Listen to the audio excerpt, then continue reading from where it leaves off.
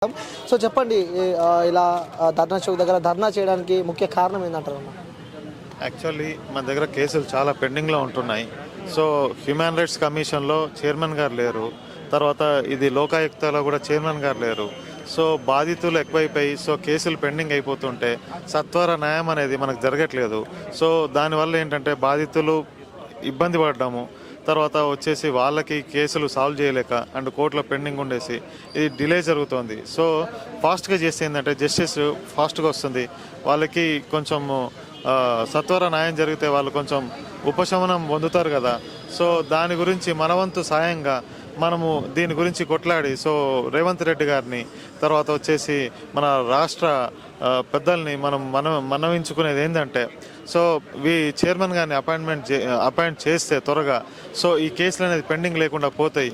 So burden కొంచెం మనకు తగ్గుతుంది, తర్వాత అందరికీ సత్వర న్యాయం జరుగుతుంది అనేది మా డిమాండ్. ఓకేనా? సో ముఖ్యంగా ఇక్కడ పురుషులకు కూడా అన్యాయం జరుగుతుందని చెప్పి కూడా కొన్ని వర్షన్స్ మనం వింటున్నాం. అంటే ఎలాంటి కేసులు మీరు అందులో చూశారు? దాని ముఖ్యంగా పురుషులు అని చెప్పి పెట్టడానికి ఆ ముఖ్య కారణం ఏంటంటారు? వాళ్ళు ఏదో ఒక రకంగా ముందు మాత్రం కలిసి ఉండి లైక్ మ్యారేజే కానీ లేకపోతే ఫ్రెండ్స్ అయ్యి ఉండొచ్చు, అమ్మాయి అబ్బాయి, లేకపోతే పక్క వాళ్ళు అయ్యి ఉండొచ్చు, లేకపోతే నేబర్స్ ఇట్లా అయ్యి ఉండొచ్చు, ఒకటే బిల్డింగ్లో ఉండొచ్చు. ఇట్లాంటి చోట్ల ఏమవుతున్నాయనంటే నార్మల్గా ముందు వాళ్ళంతా మంచి పరిచయస్తులే, మంచి బాండింగ్ ఉంది, అందరికి ఇదిగా ఉంది. సడన్గా ఏదైనా తప్పు జరిగింది, ఆ చిన్న తప్పులకు కూడా దాన్ని పెద్దగా చూపించుకొని దానికి కొట్లాడుకొని వాళ్ళు ఎట్లా అంటే కోర్టుల వరకు వెళ్ళేసి పోలీస్ స్టేషన్ వరకు వెళ్ళేసి సో బాధితులు అవ్వడం జరుగుతుంది. అది ఇప్పుడు ఎట్లా అంటే ఉమెన్కి ప్రొటెక్షన్ ఉండాలి, మన ధర్మం అది, మన శాస్త్రము, మన పెద్దలు అందరూ చెప్పింది ఏంటంటే ఆడవాళ్ళని స్త్రీలని గౌరవించాలి. మన కల్చర్ అదే చెప్తున్నది.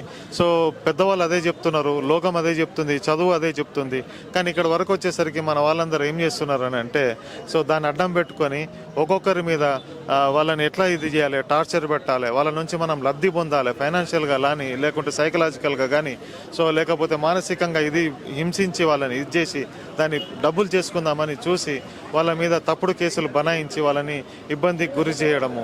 సో ఇప్పుడు అదే పెళ్ళిళ్ళ వరకు వస్తే ముందు బాగానే ఉంటుంది, తర్వాత వాళ్ళకు కనుక ఇంట్లో పనులు చెప్పడమో లేకపోతే నార్మల్గా హస్బెండ్ అని అడిగితే అత్తేమని అడిగితే వాటి మీద వాళ్ళు లేనిపోని అభాండాలు వేశారని చెప్పేసి అని తప్పుడు కేసులు బనాయించి వాళ్ళని ఇబ్బంది పెట్టి కోర్టు వరకు లాగి వాళ్ళను ఒక సఖ్యత అనేది ఒక ఫ్యామిలీ బాండింగ్ అనేది వాళ్ళు కోల్పోవడం జరుగుతుంది. ఇక్కడ ముఖ్యంగా పురుషులకు అన్యాయం జరుగుతుందని చెప్పి మీరు అంటారు?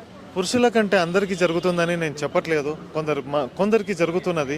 అది ఎందుకనంటే తప్పుడు కేసుల వల్ల వాళ్ళు పాపం అన్యాయం అయిపోయి ఫ్యామిలీకి దూరం అయిపోయి వాళ్ళు పనులు చేసుకోలేక జాబులు కోల్పోయి వాళ్ళ కెరీర్ను ఇబ్బందిలో పడేసుకొని వాళ్ళ జీవితం అగమ్య గోచరంగా ఇదైపోయి వాళ్ళు కొంచెం ఇబ్బందులోకి వచ్చేసి వాళ్ళు సంఘంలో నిలదొక్కుకోలేక వాళ్ళు ఎట్లా అంటే ఆడవాళ్ళు కేసులు పెట్టిల్లని చెప్పేసి అని దాని నుంచి వాళ్ళకి పరువు పోతుంది అన్న ఇది దానికి నలుగురికి చెప్పుకోలేక పాపం మనసులో మదన పడి సైకలాజికల్గా ఇబ్బంది అయిపోతున్నారు.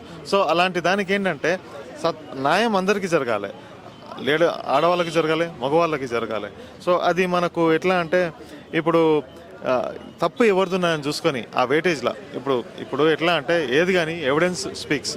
సో ఎవిడెన్స్ కరెక్ట్గా మనకు ఫ్రేమ్ ఎట్లా చేసిలో ఏంది అది ఇప్పుడు ఇవాళ రేపు మనకు చాలా ఉన్నాయి. అంటే రికార్డింగ్స్ అనుకోండి, ఇది కానీ వాళ్ళ మధ్యలో కన్వర్సేషన్ కానీ ట్రాన్సాక్షన్స్ కానీ ఇది కానీ బిఫోర్ ఉన్న బాండింగ్ కానీ ఇవన్నీ మనం అనలైజ్ చేసుకుంటే మనకు అవి చూస్తే మనకు ఒక ఇది వస్తుంది, అరే ఇది తప్పుడు కేసు, ఇది పద్ధతి కాదు ఇది చేయడం అనేది.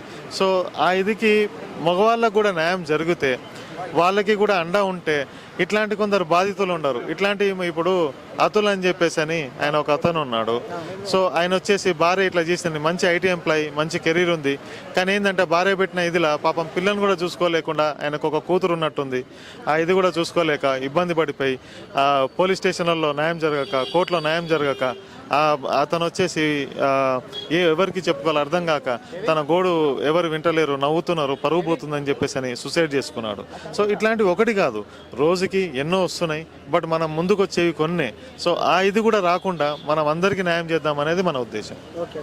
సో అంటే చూస్తున్నాం చాలామంది వ్యక్తులు ఇబ్బంది పడుతున్నారు. అంటే కొంతమంది, అంటే అందరు కాదు, కొంతమంది భార్యలు ఇబ్బంది పెట్టి వాళ్ళు ఇబ్బంది పడుతున్నారని. సో అలాంటి వాళ్ళకి న్యాయం జరగాలని చెప్పి కూడా మేము ఇక్కడ ధర్నా చౌక్లో ధర్నా నిర్వహిస్తాం అంటూ కూడా సో కొంతమంది అడ్వకేట్స్ అలాగే ఈ ఇష్యూకి సంబంధించిన రావాలి రావాలి ఈ టీమ్స్ రావాలి రావాలి రావాలి ఈ టీమ్స్ రావాలి రావాలి రావాలి ఈ టీమ్స్ రావాలి పురుషుల కోసం ప్రత్యేక కమిషన్ ఏర్పాటు చేయాలి పురుషుల కోసం ప్రత్యేక కమిషన్ ఏర్పాటు చేయాలి రావాలి రావాలి ఈ టీమ్స్ రావాలి రావాలి రావాలి ఈ టీమ్స్ రావాలి